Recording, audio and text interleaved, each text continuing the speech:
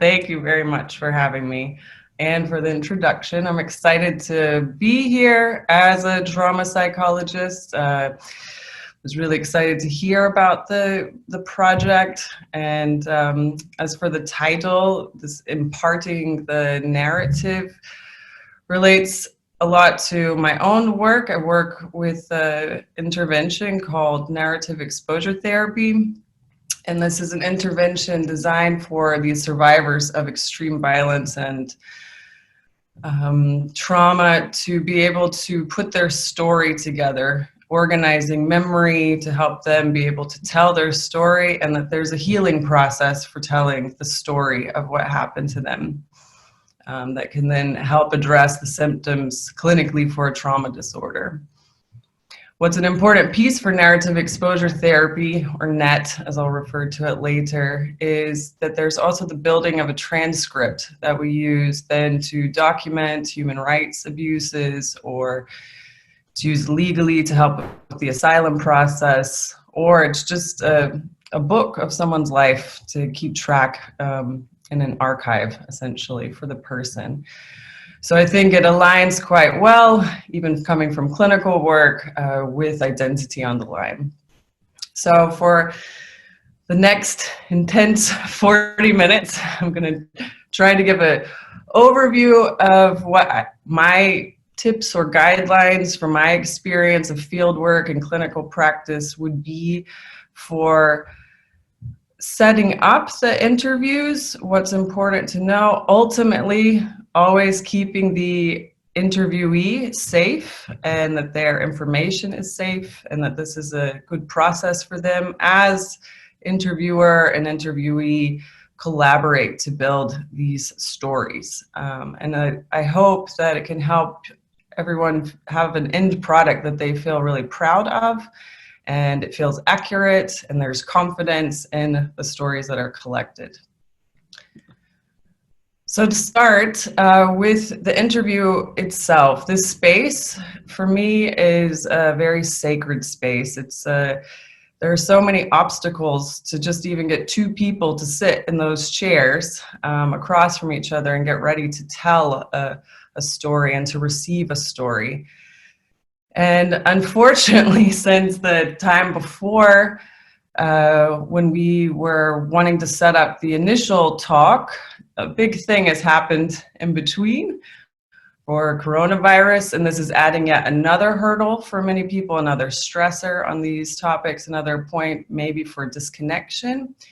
And it can make for a lot of people, maybe for some of your projects, I know for my clinical work, that the situation's looking more like this, which is just now we're having to connect more often through technology, through a screen. We're not even in the same space. So we have a lot going on right now to navigate while trying to collect these stories. Where I'm going to start is with a focus on the interviewer, keeping it really simple. I think it's a good reminder to remember that you, as the interviewer, are a human, and you're wanting to sit with another human to get these stories together, and that this should be a humanist approach to this. So for a good interviewer, I think, to come from the perspective of having these three traits, essentially. So the interviewer, as a foundation, needs to go in or approach the interviews with a deep sense of self, knowing their own story, knowing who they are, so that then as they're connecting with the story of another person, that you have this natural flow of empathy. And this empathy plays a key role then in building the connection and rapport with the person sitting across from you. The second part of also knowing yourself as an interviewer is this piece of congruence. Your inside needs to match your outside for another person to feel safe with wanting to share with you. We want to keep this as transparent as possible. And the final piece for a humanist approach for interviewing is this unconditional positive regard. This also plays on you knowing yourself, you knowing potential areas for bias, judgment, that might come up. These are topics that we want to keep out of an interview. It's really human to human, fact focused about what happened to that other human, and whatever happened to them, whatever they did, whatever they didn't do, that this is a space for them that's judgment free and they feel just observed and the facts are what's important. For sensitive interviewing and sensitive topics, this involves vulnerability on part of the interviewee, big time, and also increases the likelihood that you're going to touch on trauma. When there's a hard story, there's oftentimes trauma. And this piece then to come in for the interviewer is to be trauma informed as a goal. At least for today, hopefully the beginning is trauma aware of what that will look like. So this foundation of being trauma aware as you go into a sensitive interview. In combination with those humanist pieces, I'm hoping then you have a really holistic interviewer. And you'll see at the bottom, there's also an issue of that self again and self-care. There's a deep respect for receiving these types of stories from people. And if your empathy is with them, you're also going to carry a piece of these stories with you and it will impact you. And so this is where it comes in to also have supervision or intervision in your teams, that all of those reactions you had to the story that you heard, you're able to have an outlet to discuss it while still protecting the interviewee's confidentiality, that you also have a release point as you go through. So to begin the trauma-aware piece, we have to start with memory, because trauma disorders are understood to be memory disorders. An important piece when trying to put together a story based solely on somebody else's memory. I start with brain memory because that's the most common way that we think about memory. When something happened, where it happened, these details. This type of memory is verbally accessible. You can talk about it easily. These are just facts for people. But human memory is much more dynamic than just that. So you also have body memory, and the way this is also stored. All the different senses and emotions that were taken up at that time when the memory was being made. And these two pieces are really dynamic aspect for approaching a story and making sure we're not just getting one side or the other. I will give an example of a first kiss type of story to help give an idea or a structure for all the pieces that need to be collected when collecting a story from someone. So for example, let's say it's July after graduating high school. It's summertime at the lake with friends, and my crush is there and sitting next to me. I can see them. I can hear country music in the background. I can hear laughter. I can feel my crush's leg brushing against mine. I can smell fresh cut grass. I can taste sweet tea. As my crush is getting closer and closer to me, I can feel my heart beating. My breath is getting more shallow. I have butterflies in my stomach. This type of example of a positive memory is really whole. There are lots of pieces that are intact, not just the when and where details. So many pieces there that are accessible, but it also helps in an interview to be prompted to ask these types of questions that it comes up. And these types of stories are really round. They're interesting and accessible also for the reader or the person that's receiving the story for a project, for example. The difference is, though, for traumatic experiences. Let's take this example of a first kiss at the lake and imagine that that night ends horribly. Something really terrible happens. This is where we're going to see a huge disconnect in memory already happening while the memory is being stored at the beginning. The when and the where, the brain memory gets disconnected from the body memory, these senses and emotions. We end up essentially having a giant puzzle that's been dumped on the floor, and we have all these pieces on the floor that we're maybe scrambling to try to organize. If this happens one time, it's not so difficult maybe to put these pieces back together and get the puzzle there. What happens though for people from really challenging or difficult backgrounds with a lot of traumatic experiences in their story is it's more equivalent to having 10, 12, 15 gigantic puzzles all dumped on the floor. All the pieces are there, scrambled up, and they're trying to put them together, but pieces from one story are mixing with the pieces of another story. These puzzles are all mixed. It also seems that some pieces are missing. They're not there, even if you're working hard to separate them. And then it will even go that, okay, maybe someone's coming over, I have to work, I'll roll up this rug with all the puzzle pieces on there and try to hide it. And I'll go on with my day, and then I'm finding random puzzle pieces throughout my day and interrupting me. And this experience of these mixed up puzzles and these pieces popping up everywhere takes us then to a clinical topic for PTSD and then post-traumatic stress disorder.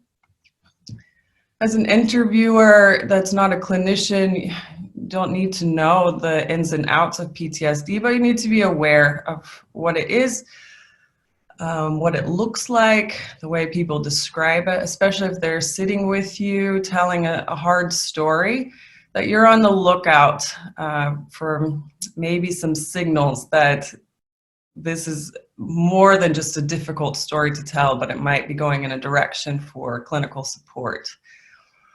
And so if we think back to those puzzle pieces that are popping up all over the place and rolled up in a rug, and it's really hard to think about the future and what to do next and trying to organize these puzzles, this is where the topic of avoidance will come in, because life goes on and you've got to keep going. But essentially, in order to do that, the person will then start to avoid these puzzles.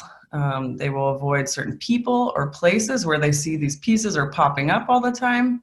They might even use alcohol or drugs to try to just numb out so the pieces aren't bothering them so much.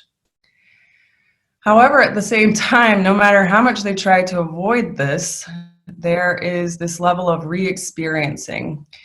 And that, so for example, talking with a friend and then the puzzle pieces are popping up, these would be intrusions. These are unwanted memories that are intruding into daily life, and they just won't seem to go away. You also have flashbacks, which is next level up, where the person really feels and experiences here and now that they're back in that moment of what happened. It's a very terrifying experience. Even if everything's safe around right now, they really feel like they're back in that moment. And this doesn't just happen during the daytime, it also happens at the nighttime, that they have nightmares, which makes it really difficult to sleep. You might even avoid sleeping, which then on the right side leads to the state of hyperarousal. The person's irritated, agitated naturally because they're not sleeping well, and these puzzles are frustrating them all over the place. They might even be aggressive, quite suddenly sometimes. And then all of this adds up to create a lot of negative thoughts. So the initial things that happen to them, they might believe that they deserved it, that they're not worth more than that. They might think something's wrong with them. All building up and accumulating until they might not even want to live, or they don't see a future. And PTSD is a very, very, very serious and life-threatening disorder. And so for interviews on sensitive topics, it is a responsibility of the interviewer to at least be aware that this is a risk that can come up. So when thinking about how this relates then to the stories that will be told and how to structure it. We have to think about the defense responses of a person in the middle of a traumatic experience, or the story that they're going to tell you, parts of the stories. Fight, flight, and freeze are 3 words I think most people are familiar with, related to defense responses. I think most people are familiar with them because it's within the scope of a normal human experience to have had these moments. But there are more F's than this, as with English. There might be more F's down the road for different defense responses that people go through. What's important for an interview is that we need to organize these. This organization will hopefully help you be able to anticipate the sequence of what's coming in the story, and at the same time, the person sitting across from you likely what's coming next. So you'll see in front a little chart. On the left, you have arousal. All this is for the person, their level of activation in their body. And on the bottom, we have time, or the course of action over the story. Above that, you have the baseline of the person. This is their everyday norm. This is information that you as an interviewer have been intuitively collecting since you had first contact with this person. You get a sense of how animated, talkative, chatty, energetic they are, or maybe a bit calmer, more relaxed, slower pace. All that matters is that you acknowledge this baseline, because it will play a role then to also anticipate what's coming. When you see a change in the baseline in the person in front of you, it's always a moment to take a pause and take a breath and think, okay, what could be coming next, and how can I stay focused on the health and safety of the person in front of me as they're telling the story. So I want to use an example to set this up, to explain the order of these words. Let's imagine on a day where you're on your normal baseline and you want to go for a walk in the woods, and you're walking down your normal path, and you hear some branches break behind you, some leaves rustle. There's a sound. You're maybe not alone in the woods. This is where the first point of this freeze reaction comes. This is an orienting response of the body. You just stop. It's involuntary. You freeze. Your ears open up, your eyes open up. You're really taking in a lot of information. You're orienting where the sound is coming from, and essentially identifying, is this a threat or not? Most of the time, it's nothing, and you will slide back to your baseline and continue on your way. However, let's say in this example, you turn and you see there's a gigantic bear standing over there, and it looks scary, and this is a moment where you will very quickly go up the slope towards fight or flight. This is the body mobilizing its resources to figure out how to live. The heart is beating faster, the hands get sweaty, breathing increases. This is a moment where time might start to seem to slow down a little bit as we're figuring out, okay, should I run or fight? In this case with the bear, unfortunately, the bear you see is running at you, and this is where we go all the way to the peak. This bear is now on you, approached you, very close. This is the peak of the slope here at fright. This is the moment where you think, I could die. This is the hot spot of the story. This is a part where, as I mentioned before, this disconnect can start to happen between all that sensory information that you just took in. As you stand there and this bear is right there, this is the most terrifying moment. Then, for some cases, for people, let's say the story continues that the bear has now grabbed hold of you, wrapped around you. You also then as quickly as you went up, very quickly start to head down the slope towards flag. This is where the body begins a shutdown, where you can't fight or flee. You are essentially, your body's going to try to help you play dead. And you might try to scream or speak, but you'll experience a speechless terror. You can't make a sound.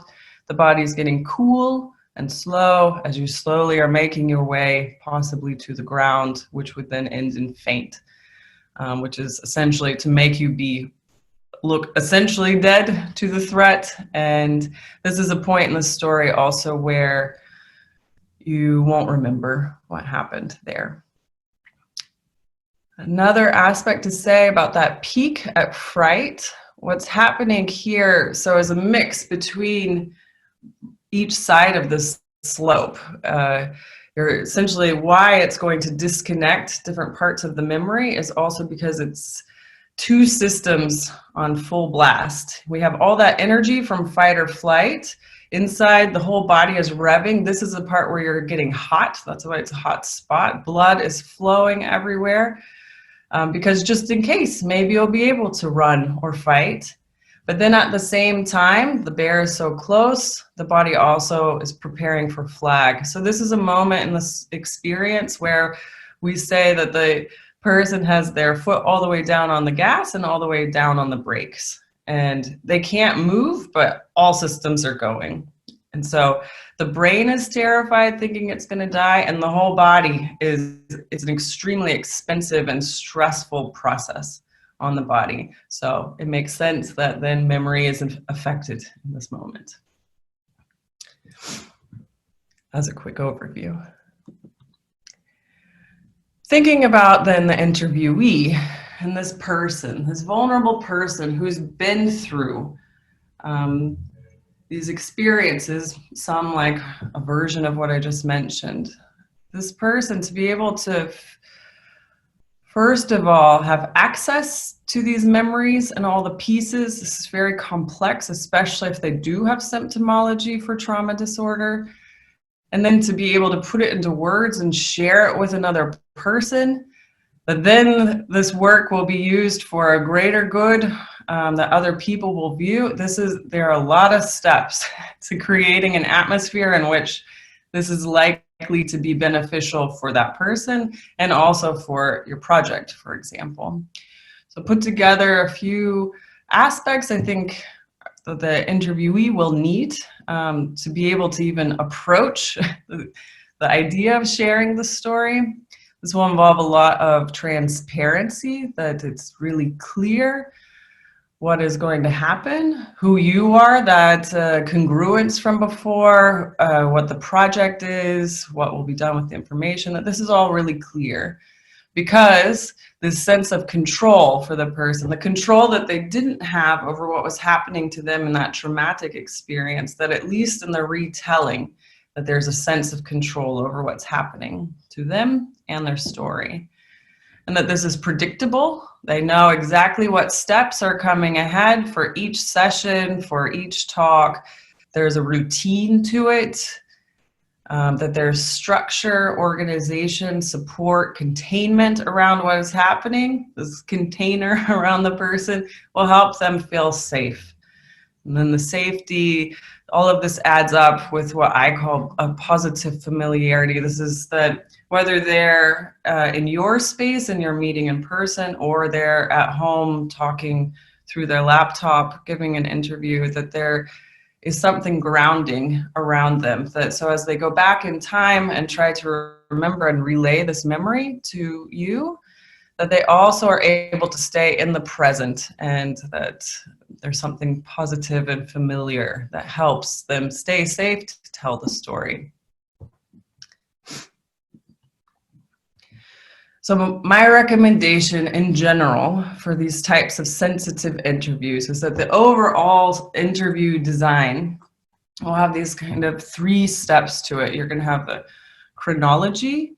This is very important for memory, that we don't just go and sit together and they pour out like a waterfall a big complex story that's already unorganized, because it's likely unorganized in their mind, but that we, from the very beginning, we zoom out, and we set up a chronology to structure the story. And then that person can also have control over selecting what parts are necessary or not.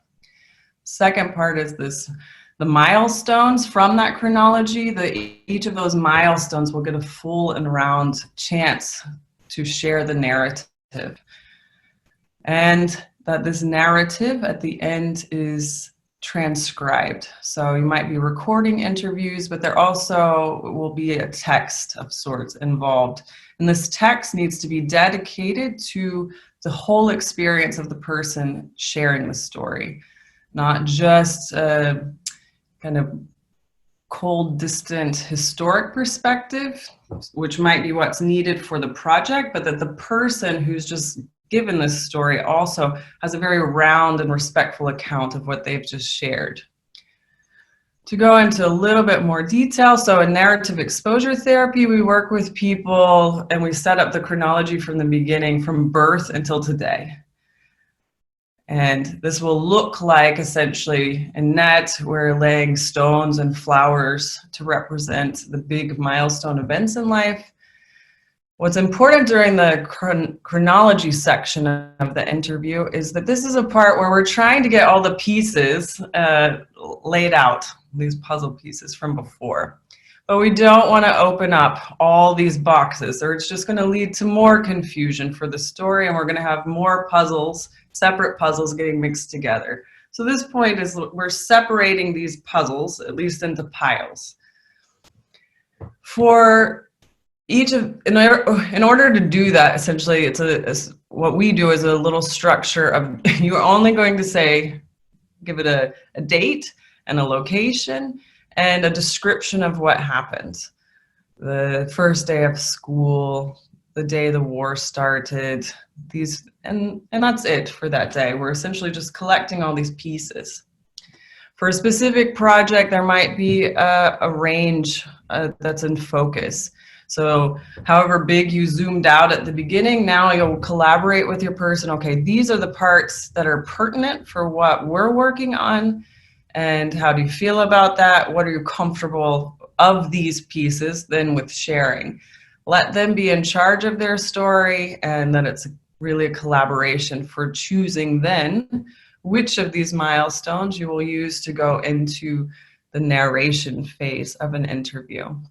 So those milestones that you selected, now it's really important that you've organized for the person, okay, we're going to discuss these milestones one by one, and we're going to do them in the order in which they occurred. We're going to keep everything structured and organized.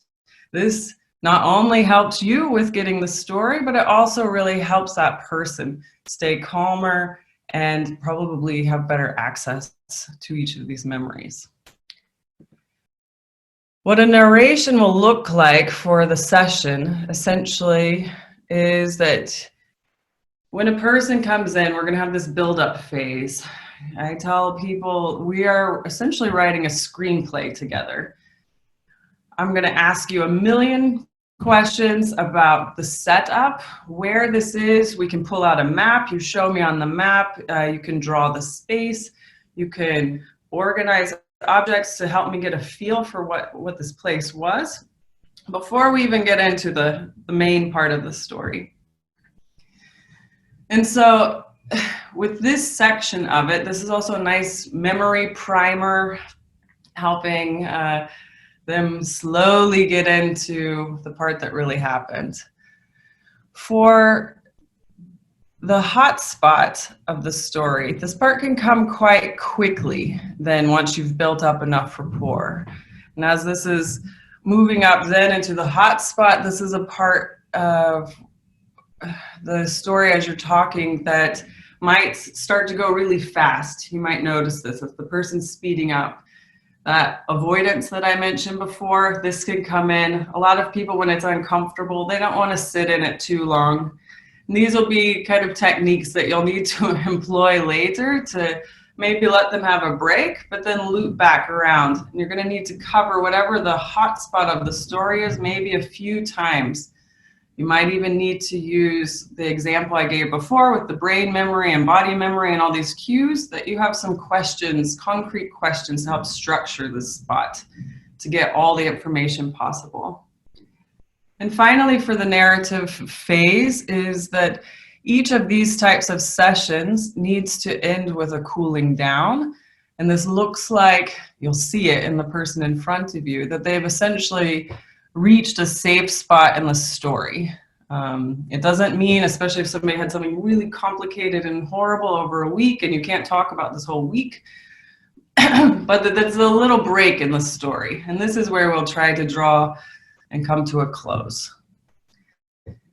So you've worked really hard to get this whole story, essentially a screenplay with a nice climax, and got all the round pieces there. The person's also hopefully feeling good about it. This is where we need to double check.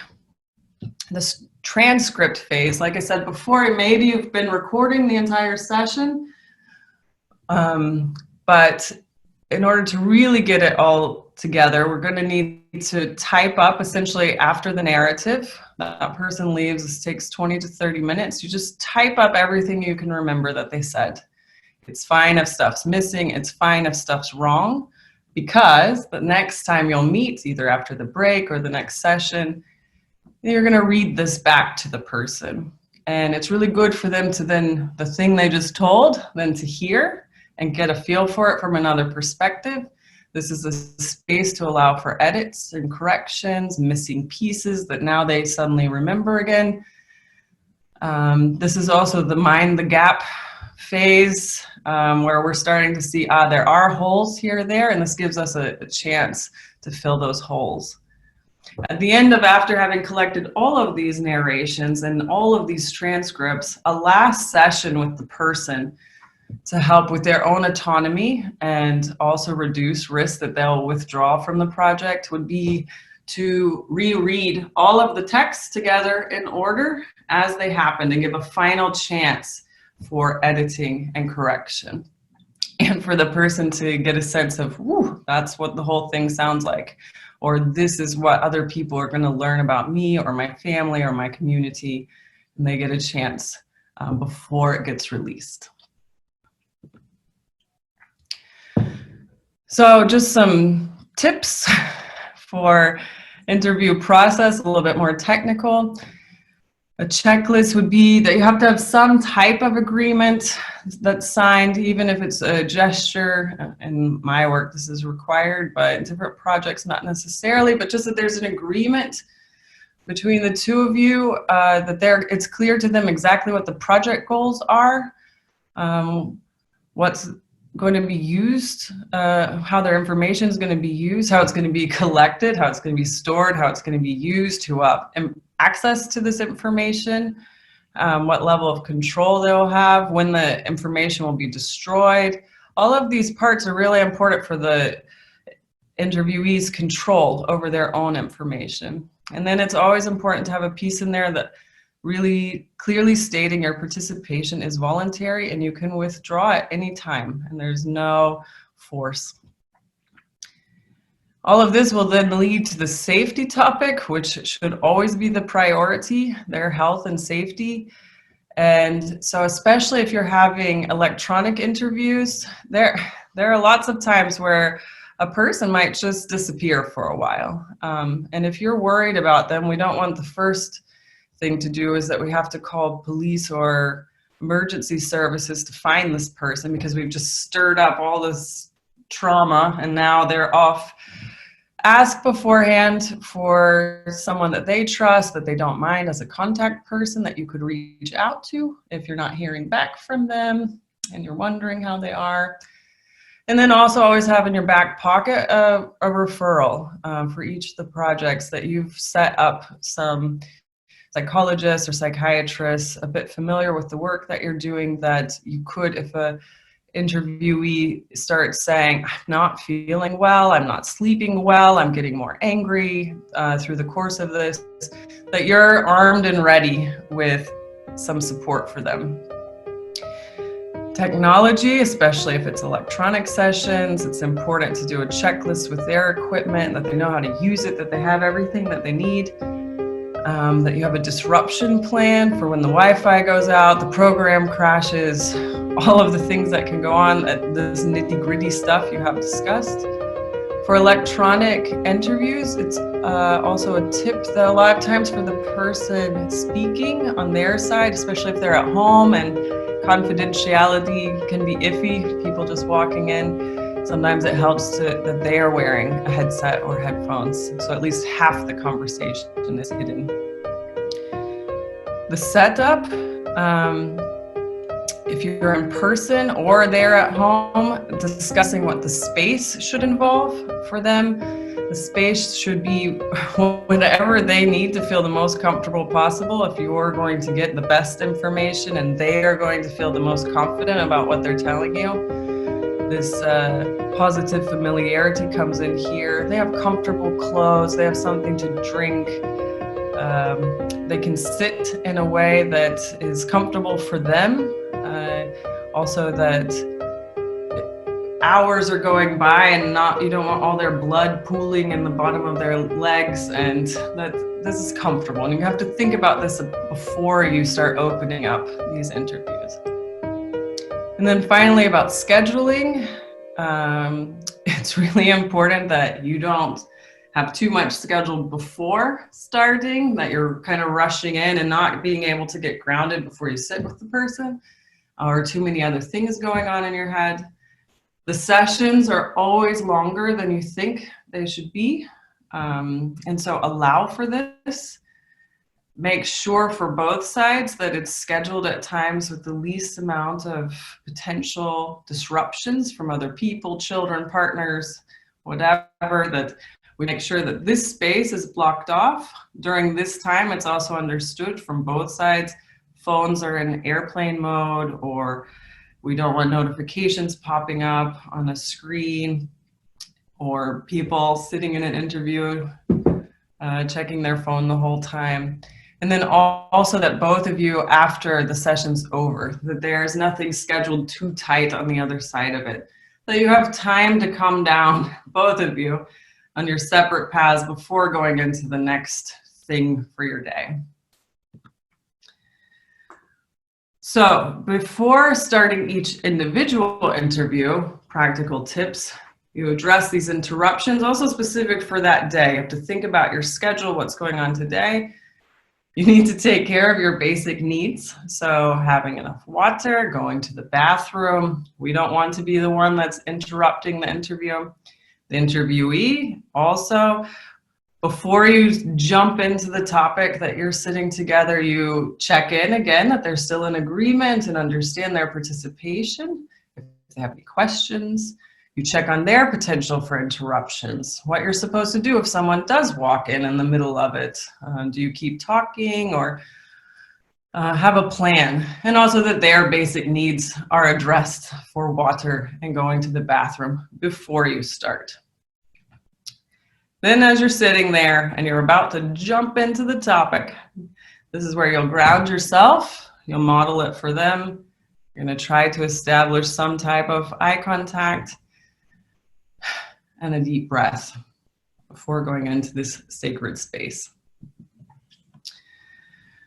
The final pieces or tips is this: expect the unexpected, always. So avoidance, as mentioned before, expect it. This does not feel good to talk about these stories. People don't want to do it, even if they're really motivated and they think they want to do it. Avoidance will look like being late. It will look like not showing up at all in the session, frequently going to the bathroom, just leaving, needing to leave early, certain topics not discussed. Expect this. You need to be ready to roll with the avoidance and help them understand what it is. For the hot spots, there are sometimes surprise hot spots or pockets. So from your chronology, you'll have this milestone that has a label of, this is the day the war started, or a car crash. And you think, oh, okay, this is what I expect from the story that's coming today. But don't be surprised if other things also happened. And they'll give you little warnings that this is coming up. As I mentioned before, a person a lot of times, they will start to speed up. They will leave their baseline. There will be an energy that enters the space between you, that something is different, a hot spot is coming. These are moments, try not to be too surprised. Be ready for it. And know that, okay, now we're coming to a point in the story where I'm going to have to be in control and set the tone and set the pace and slow this down and calm this down. And the final two pieces, this derealization and dissociation, these are clinical terms, but they do relate to the story for also this anticipation of what's coming and what's happening for the person who's being interviewed. I put it together, the chart you had before, that a lot of times, so derealization is this moment where time starts to slow down or the background is fading away. This is the person not feeling as connected to the reality around them. And when this starts happening, when you hear them say, ooh, it was starting to get slow, this is where you also need to lean in and pay attention and expect that a hotspot might be coming. Because right before a hotspot starts, this is where dissociation can set in. And dissociation is beyond just not connecting anymore with the reality around. This is where the person is starting to disconnect from themselves to create as much distance as they can from this threat. What's important for collecting a story is that dissociation's onset is also the begin of a bit of a decline in cognitive function. So the story is going to get foggy at this point. And you're going to see from the other side what this stage might look like for you, and the person sitting across from you is they seem to have gone from really activated, then this derealization sets in. Okay, I'm not feeling so connected with what was going on around me. And then up towards dissociation, they might start staring off. They might have a slow blink. The system's kind of getting stuck. Their voice might get more faint. You don't hear them as well. They're cooling down. It's something that you can see, and then even just intuitively you will feel happening across from you. Something is changing in a way. They're leaving somehow this interview. And in this moment, don't freak out. It happens. It's a normal part of these stories. These are moments for grounding, reminding them of the space that they're in. Have a sip of your tea. Here's a little cookie to chew on. Let's chit-chat about something else to ground and kind of get some perspective on the story so they're not getting too sucked in. Okay. You can exhale now. It was a lot of topics, but there's hopefully an overview. What I hope is that the people that you interview feel really safe and confident with what they share with you. I hope that they also have better insight into what happened to them. And then I hope for your projects that the stories that are being collected, that you feel confident in what you've collected, and then what we're trying to share with the rest of the world to bring attention to these underrepresented groups and individuals. So feel free to email me if you have any questions. Thanks. Ooh, Danie, thank you so much for a very interesting talk. I can only see the panel, but I can see my colleagues are following you every second of your speech. There haven't been any questions. Kaya is going to lead the session in a second. There haven't been any questions from the attendants until now. So please, I guess you were just as intensely following as we are. So please send your questions to us now by the question and answers block, and we will pass them on to Danie. I still have to suggest that I digest this here, and I think I give the word to you, Kaya, to lead the session about the questions. Okay, thank you. And thank you, Danie, for this very interesting lecture. I have many questions, but actually I'm also waiting for the questions of of the listeners. To start, we always have this problem when testimonies start to cry. So what are your tips? Because I know that within the methodology, we historians, we use the methodology of oral history, which is quite the same. But how do you interfere or not when people start to cry? What are your tips for people who are listening to us and are doing the methodology that you just described when people start to cry? What to do? What not to do? How to behave? Do we have to stop? Tell us. That is a beautiful question and really important, because the person might have avoidance for being uncomfortable, but then the interviewer might as well. And when someone's crying, it can make us feel uncomfortable and that we need to rescue or jump in. Tears, in my opinion, it's the same as laughter. These are natural parts of human experience. And if you're talking about something hard, it makes sense that you're going to cry. You go with it and sit with them, and it takes a while, and you patiently wait until the emotions calm down and they feel a bit more centered again. It's as long as the person is able to keep talking, even if tears are streaming down their face, this is good. They're feeling safe. Their story is accessible in words, and they're able to navigate those emotions that are natural as they share the story with you. If it goes further into sobbing or they can't speak anymore, that's also, you just sit with them and wait and show them this is normal and appropriate. You can have tissues there. My tip is I don't tend to offer tissues, because tissues can also say, please stop, in a subconscious way. So we just sit there and let it stream down and wait.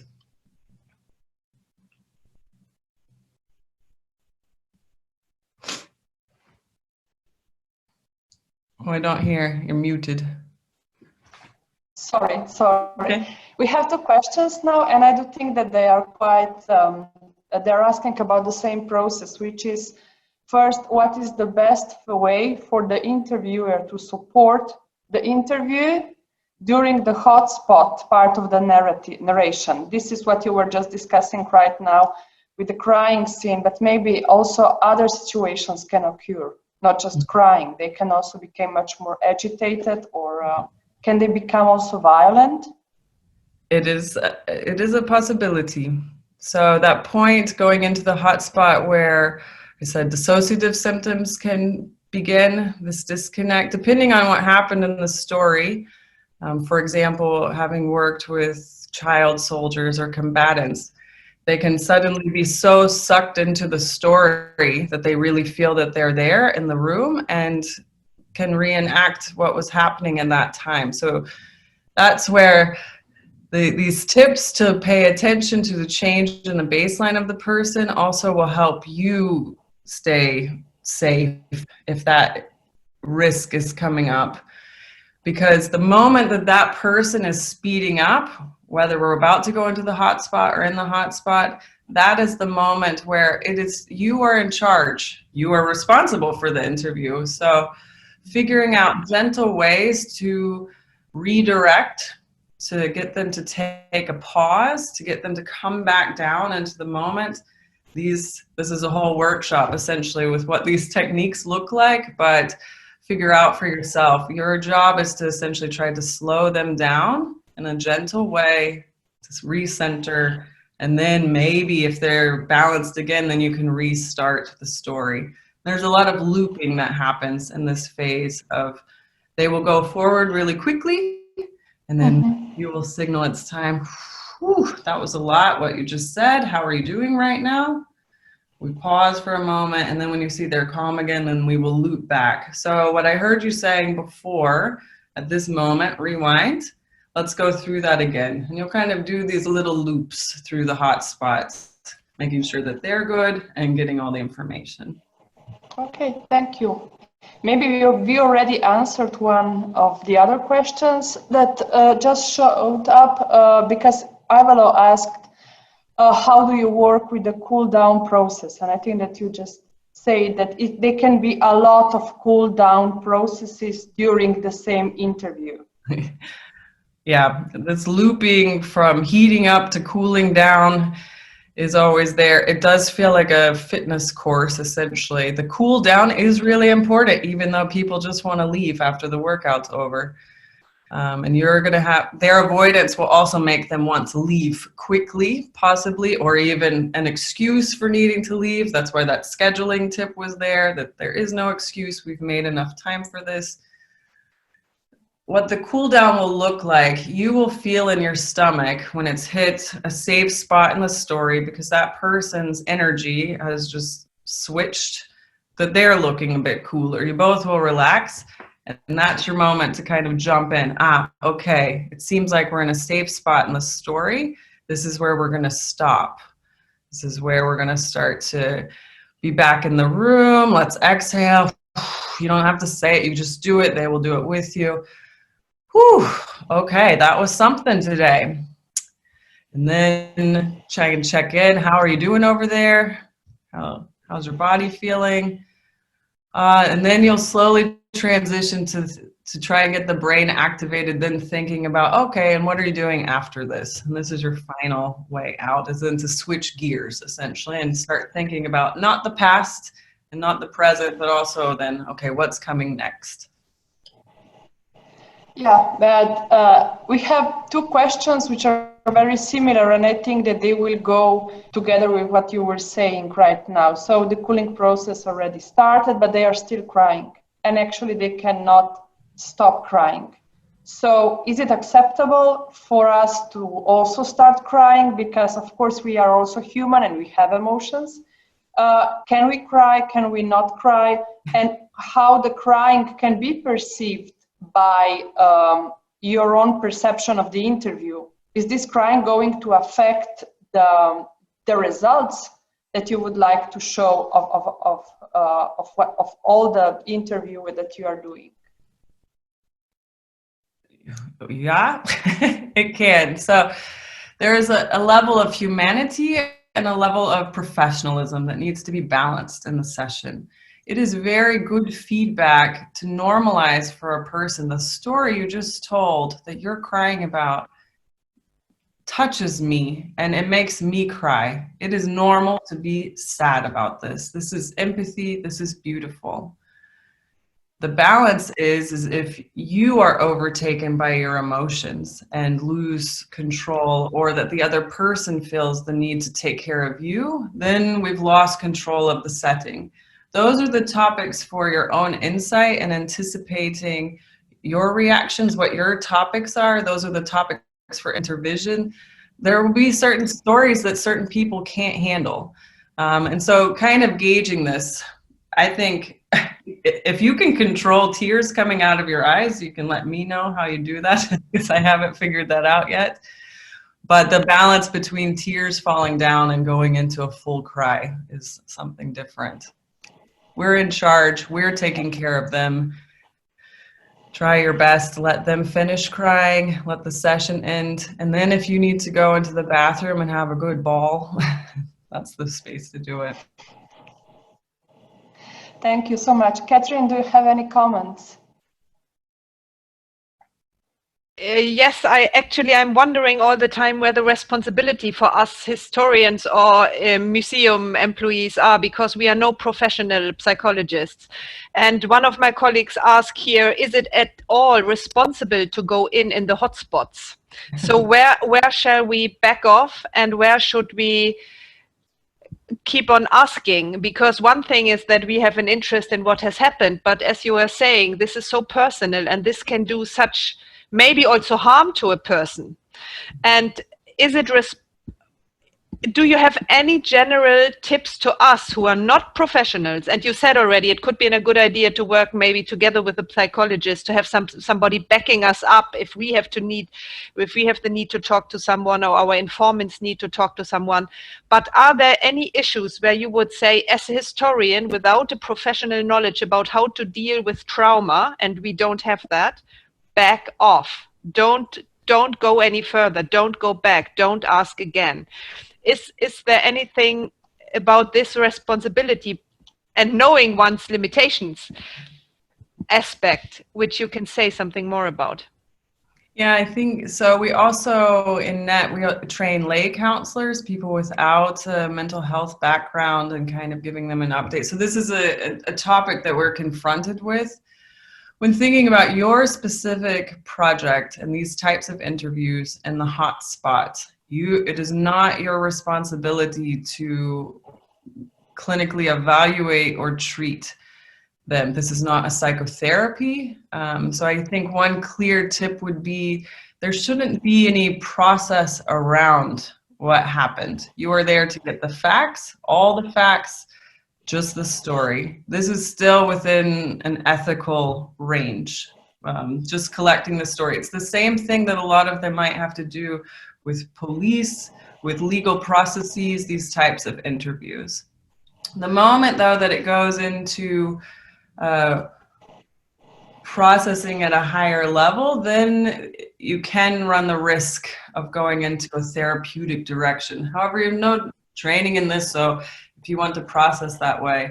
I think what's different is for the informants in your projects, they want to do this. There is a level of autonomy and motivation to be there. And so what I present to you is more just to be aware of when it could very quickly go in another direction. And hopefully most of the people that you're talking to, these are difficult stories, but it's not as overlapped clinically. It's just that you might get a sense for when somebody's telling a story that this is feeling different than the normal way or typical way that people tell me difficult stories. Something feels qualitatively different here, and then we know, okay, I need to refer to mental health. Okay, thank you. I will combine the next two questions together because I think that it can be the same answer. So actually, when do you know that you have enough sessions?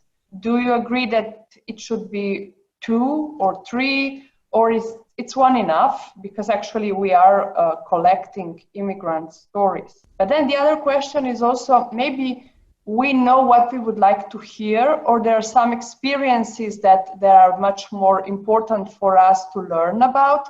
So what are the techniques of unlocking the narrative that we are searching for? I think so. In NET, for example, clinically, our sweet spot is we like to have kind of 8 to 12 sessions with a person. And then other versions of it might have only 4. I think it's fully possible for the type of projects that I understand are being done there that you could do this in one long session with breaks. The only part that I think should still stick, even if it's one session with breaks, is that you do it in this order of establishing some type of chronology of what's coming, so that the bias from what the project is looking for is not overriding that person's autonomy with their story, so that there's a chronology there that's neutral between us, and then selecting, this part might match the story that we're trying to build here for the project, and maybe the other person can say, yeah, and this one in between those two is really just important to me. And then you would then go into, okay, let's then zoom in and collect this story, but this basic structure is still there. And then also some form of access to that person, like if you just have one session, that essentially you would write it up, and maybe you can't do a reread live with the person for a second session, but at least that they would have this document to look through and to make edits to send back to you. Okay. But I remember, sometimes that I had a quick interview or discussion with the testimony before starting, and it was perfect. Sorry, and the story was perfect. So in the next days, I arrived back, and I wanted to record the story that I heard. And they accepted to do the interview, but actually they never start again to discuss what we were discussing the last time, which was for me the interesting part. So I cannot push, but are there any techniques how to open again the dialogue in a way that it would not be too much seen like a harassment for them. Yeah, I think so. The part that you got in that first session, that's part of that sacred space. Some magic happened there, that they were present with their story and then shared it with you. And then days later, whatever the conditions are, this is different and they're not wanting to go there. It doesn't mean, though, that a few days after that, it won't be back up again. So if that part is really needed for you, definitely go for it. And I think as long as you employ the transparency of why you want that part so that they have a choice and don't feel manipulated or tricked or not knowing what you're looking for and trying to please you somehow, then it's fine. And hopefully that transparency will help build that rapport back a little bit, that maybe you can get there. But yeah, ultimately, you have what you have. Okay, thanks. I think that we have the last question, and if there is anything more, please ask now because we are finishing. So Mona is asking if we should provide a professional for the interview, are able to contact after the interview. So I think it's easier for you because you are already the expert, but while us, the historians, are doing our researches, sometimes, yeah, you're asking yourself in the next 5 days how the testimony feels like, because there was so much, the interview was so intense and so emotional, and when people start to cry and to beg to stop and so on. So shall we provide a number? Shall we be in contact with someone? I do think you will feel safest and most confident if you have that already lined up. It will help take that pressure off of you, that somebody else is taking over that responsibility just in case.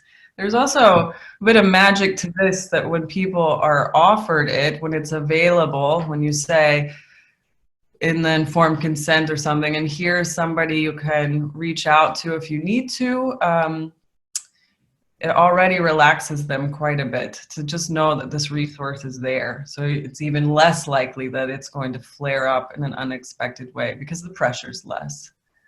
But this will be that's the legwork you'll have to do for each country, each project, each location. Who around here locally is interested and could support in this way, at least to be this middle person. But I don't think for what you're doing there, you do not have to have somebody in the space or even actively engaged. It's just a backup plan. Yeah, I agree. And I would also like to add that, as you say at the beginning, which is the most important sentence, we are human, all of us. So actually, when people rely on us and when they tell us all their stories and even some parts that their families are not familiar with, I would say that it's also okay the next day or in the next 2 days to call them, to ask them, how are you feeling? Was it too much to you? Or when can we be back? Shall we be back tomorrow, or it's better to be in the next week? So what do you say? It's better to call them the next day, or it's better to wait a while? I think maybe at the beginning you ask them what they would like. So everyone's processing time is different, and the busyness of their lives and responsibilities are different. So for some people, they want the check-in the next day. Others might be fine with longer. I think as long as you are checking in at some point, and then also keeping them updated. This can get forgotten sometimes in long-term projects, keeping them updated with what's happening with their information and checking in with the human. How are you doing? The same reason in research why we'll have post-tests 6 months out, even a year out, just also checking in. That was a big thing we did. Life-changing. So yeah, checking in. Thank you. Catherine, do you have something to add, or Tamara? We are almost at the end of this webinar, so Catherine? Tamara can start. I can take afterwards. Tamara. Yeah, thank you, Danie. It was really interesting. We had some questions regarding the rereading part, and I wanted to go back there shortly and to the interpretation of the interviews and the transcripts, because we in the partnership, we had a discussion on editing and the rereading part. And we, of course, agree that the interviewees need to have a look at the notes and the transcripts and the way you will be using it. But we also discussed about the possibility of changing the narrative according to a more socially acceptable narrative, or, you know, so they change the story after reading it, which it's affecting in a way the first results and what we needed as a first reaction, like the really emotional first story that we hear after a while can be changed, you know, and rationalized in a way. So how do we cope with that? Yeah, I think you can cope with it by expecting it, giving them that control. It will set you up to be the most likely to be successful at the end at achieving your goal, giving yourself enough time. So I think a lot of times you will have this, essentially it's emotional vomit that can happen if they're in the moment in that sacred space, sharing the story. Then predictably you have remorse for the overshare. We also have this just with friends and family when this happens. And then you can give them control to edit, tighten it, change it how they want. And then also say, and at some point down the road, we're going to meet again or talk about it again, which is the version that you feel really honors your experience. And then hopefully enough time will pass that this remorse has also gone down. But ultimately, it's the only ethical way to approach it. With their story, they have to have control. But I think if you give them enough breathing room and their own feeling of control, you might get closer to at least something in the middle. Okay, just one short comment also on the part of us being, well, I'm an anthropologist, so the part where you, as Kaya said, you notice things and you can really interpret the story and the change of the story within your narrative and your research. Maybe that can also be a way to go. But yeah, that's just a thought. And just a last question from my side. Have you ever done a research on the impact of the research on the researcher? So the trauma that you experience as a researcher and how it affects the final result. So practically your academic work or whatever you want to achieve through this research. So I think that this idea is great.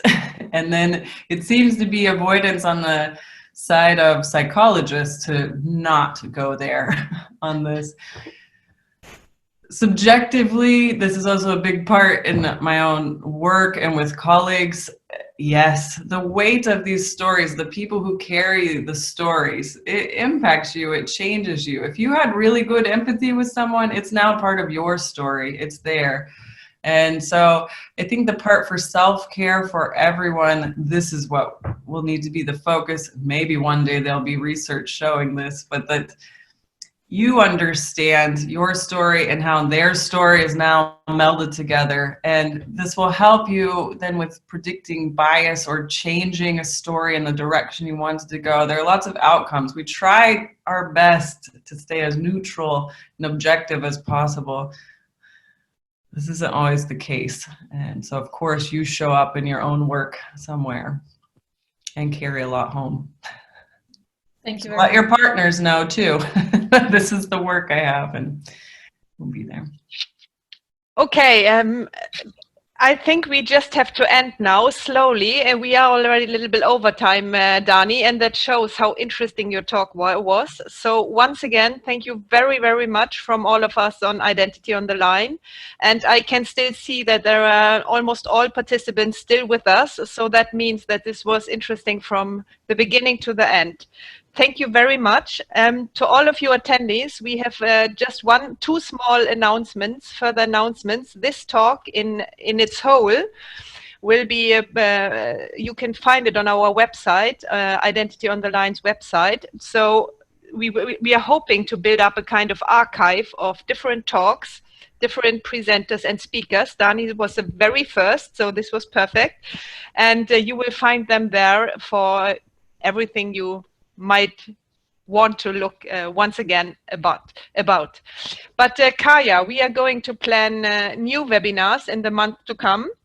And maybe you get the very last word now about what our attendings and future attendees might expect us to present. Please. Thank you. Very shortly and briefly, you can also follow our webpage and on Facebook, because every 2 months we are going to have a webinar on the topics that we are connected with within the project. So it's identity, it's migration, it's the difficult heritage and sensible heritage, oral history, and we will follow with, at the end of the June or at the beginning of July, we still have to decide the date, the Professor Miriam Milharčić-Hladnik from the Slovenian Migration Institute. It's within the research center of the Slovenian Academy of Sciences and Arts. She will have a lecture about migrations and identity in Europe today. She's an expert on the field. She worked on many cases in America, in Slovenia, around Europe.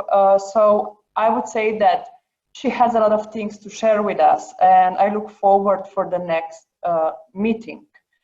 In September, we will have, we are still taking care of the date, Amina Krvavac, who is an executive director of a very small and famous museum which just opened 2 years ago. It's called the War Childhood Museum in Sarajevo. It started as a project of healing, listening to stories of children who survived the war. And actually from the stories, a book followed, and from the book, you had this amazing museum with stories from survivors from the Bosnian War. And actually right now they're working already with the immigrants who are coming to Europe in the last years. So these are the next sessions, and please follow us on our webpage to learn more about the next webinars in November and in the next year. Thank you, Danie. Thank you everyone for being with us, and see you soon.